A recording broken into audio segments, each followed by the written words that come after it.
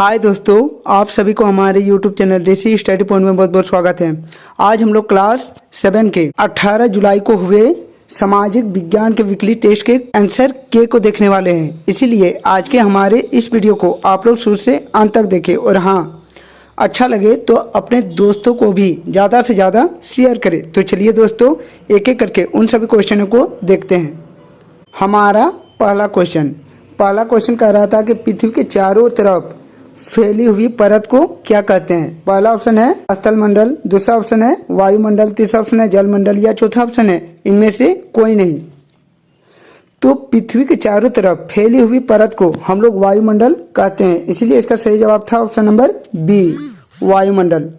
हमारा अगला क्वेश्चन कह रहा था कि वायुमंडल में नाइट्रोजन गैस का प्रतिशत पाया जाता है। पहला ऑप्शन है 98%, दूसरा ऑप्शन है 21%, तीसरा ऑप्शन है 78% या चौथा ऑप्शन है 0%।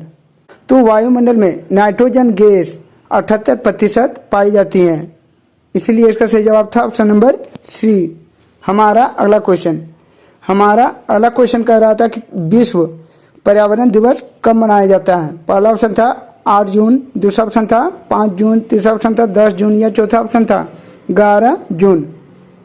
तो विश्व पर्यावरण दिवस 5 जून को मनाया जाता है, इसलिए इसका सही जवाब था ऑप्शन नंबर बी, 5 जून। हमारा अगला क्वेश्चन कह रहा था कि चिपको आंदोलन की शुरुआत किसने की थी। पहला ऑप्शन था सुंदरलाल बहुगुणा, दूसरा ऑप्शन था महात्मा गांधी, तीसरा ऑप्शन था जवाहरलाल नेहरू या चौथा ऑप्शन था इनमें से कोई नहीं। तो चिपको आंदोलन का नेतृत्व सुंदरलाल बहुगुणा के द्वारा किया गया था, इसलिए इसका सही जवाब था option number A, Sunderlal Bahuguna.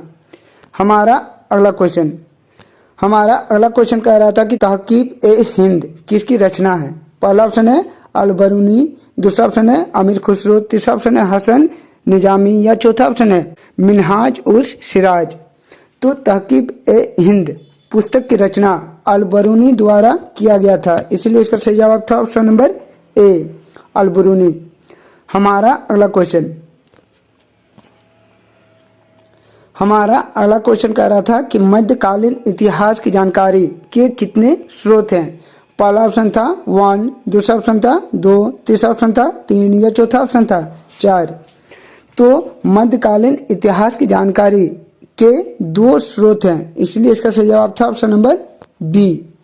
हमारा अगला क्वेश्चन कह रहा था कि कागज का आविष्कार कहाँ हुआ था। पहला ऑप्शन है भारत, दूसरा ऑप्शन था चीन, तीसरा ऑप्शन था जापान या चौथा ऑप्शन था रूस। तो कागज का आविष्कार चीन में हुई थी, इसलिए इसका सही जवाब था ऑप्शन नंबर बी, चीन। हमारा अगला क्वेश्चन कह रहा था कि समानता के अधिकार का प्रावधान किस अनुच्छेद में है। पहला ऑप्शन था अनुच्छेद 14, दूसरा ऑप्शन था अनुच्छेद 15, तीसरा ऑप्शन था अनुच्छेद 16, चौथा ऑप्शन था अनुच्छेद 17। तो समानता के अधिकार का प्रावधान अनुच्छेद 15 में दी गई है, इसलिए इसका सही जवाब था ऑप्शन नंबर बी। हमारा अगला क्वेश्चन कह रहा था कि लोकतंत्र में किसका शासन होता है। पहला ऑप्शन है जनता, दूसरा ऑप्शन है सरकार का, तीसरा ऑप्शन है मंत्री का या चौथा ऑप्शन है इनमें से कोई नहीं। तो लोकतंत्र में जनता का शासन होता है, इसलिए इसका सही जवाब था ऑप्शन नंबर ए, जनता। हमारा अगला क्वेश्चन था कि ऐसा पाक्स कौन थी। पहला ऑप्शन था अफ्रीकी अमेरिकन महिला, दूसरा ऑप्शन था जापानी महिला, तीसरा ऑप्शन था रूसी महिला या चौथा ऑप्शन है इनमें से कोई नहीं। तो ऐसा मार्क अफ्रीकी अमेरिकन महिला थी, इसीलिए इसका सही जवाब था ऑप्शन नंबर ए। तो चलिए दोस्तों, अब हम लोग इसके सब्जेक्टिव क्वेश्चनों को देखेंगे। सब्जेक्टिव क्वेश्चनों में सबसे पहला क्वेश्चन था कि बाल संसद का गठन स्कूलों में क्यों किया जाता है। तो इसका सही जवाब था कि बाल संसद का गठन विद्यालय में विद्यार्थियों में लोकतांत्रिक की समझ को विकसित करने की एक प्रौद्योगिकी योजना है। इससे विद्यार्थियों में नेतृत्व करने, समस्या के समाधान ढूंढने, निर्णय लेने एवं सामूहिक एकता के भाव का विकास होता है। हमारा अगला क्वेश्चन कह रहा था कि बाल संसद के उद्देश्य को बताइए।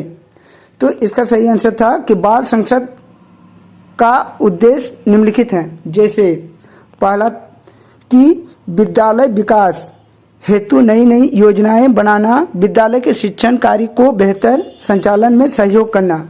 दूसरा उद्देश्य है कि विद्यालय के बच्चों को प्रकृति एवं पर्यावरण के प्रति संवेदनशील बनाना। अगला उद्देश्य है कि कक्षा में सीखने का माहौल विकसित करना। और हमारा अगला उद्देश्य है कि विद्यालय को समुदाय से जोड़ना। हमारा अगला क्वेश्चन कह रहा था कि पर्यावरण प्रदूषण के कारणों को लिखें। तो इसका सही आंसर था कि पर्यावरण प्रदूषण के कारण निम्नलिखित हैं। पहला कारण है कि वायुमंडल में अधिक मात्रा में कार्बन डाइऑक्साइड तथा कार्बन मोनोऑक्साइड की मात्रा बढ़ना, जो कारखानों, घरेलू ईंधन से निकलने वाले धुएं में होता है।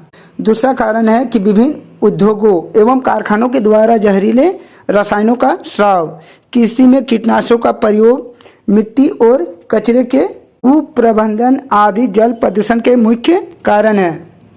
अगला कारण है कि भूमि प्रदूषण अधिक मात्रा में जहरीले कीटनाशकों और रासायनिक उर्वरकों का प्रयोग करने से होता है। हमारा चौथा कारण है कि अवैज्ञानिक सिंचाई पद्धति के कारण मिट्टी में लवणता की मात्रा बढ़ती है। हमारा अगला क्वेश्चन कह रहा था कि पर्यावरण किसे कहते हैं, पर्यावरण के प्रमुख घटक कौन कौन से हैं। तो इसका सही आंसर था कि किसी भी जीवित प्राणी के चारों ओर पाए जाने वाले वस्तुएं, स्थान, प्रकृति आदि जो प्राणियों के दैनिक जीवन को किसी न किसी रूप में प्रभावित करते हैं, उन्हें पर्यावरण कहा जाता है। पर्यावरण के प्रमुख दो घटक होती हैं, पहला प्राकृतिक पर्यावरण और दूसरा मानवीय पर्यावरण। हमारा अगला क्वेश्चन कह रहा था कि जब छापे खाने नहीं होते थे तब पुस्तकें कैसे तैयार की जाती थी। तो इसका सही आंसर था कि जब छापे खाने नहीं होते थे तब पुस्तकों को हाथों से लिखकर तैयार किया जाता था, जिसे पांडुलिपि कहा जाता है। तो दोस्तों, यदि आप लोगों को आज का हमारा ये वीडियो अच्छा लगा हो और ऐसे ही अच्छे वीडियो सबसे पहले देखना चाहते हैं तो हमारे इस चैनल को सब्सक्राइब कर ले और बेल आइकन को दबा ले, ताकि हमारे इस चैनल में जब भी कोई नया वीडियो अपलोड हो आप तक नोटिफिकेशन सबसे पहले पहुंचे। तो चलिए दोस्तों, और एक नए वीडियो के साथ फिर मिलेंगे, तब तक के लिए बाय।